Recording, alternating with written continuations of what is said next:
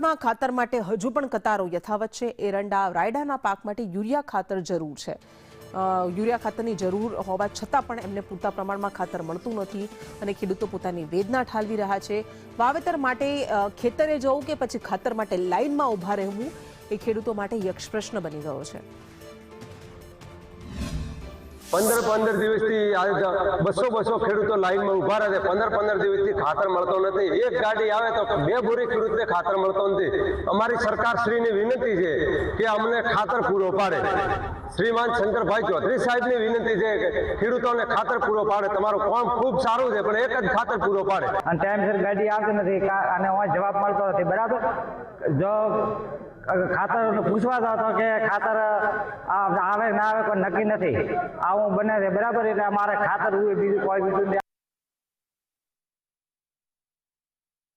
બિલકુલ ખાતર નહોતું। ગઈકાલે અમારી જોડે 2 ગાડી ખાતર આવેલું છે અને 2-3 દિવસથી ખાતર ના આવવાના કારણે ખેડૂતો પણ વધુ આવેલા છે, તો એના લીધે લોબી લાઈન અને ગરદી છે। બાકી હાલ અમારી જોડે 1500 બોરીનો સ્ટોક છે અને દરેક ખેડૂતને 5 બોરી પ્રમાણે અમે વિતરણ કરીએ છીએ।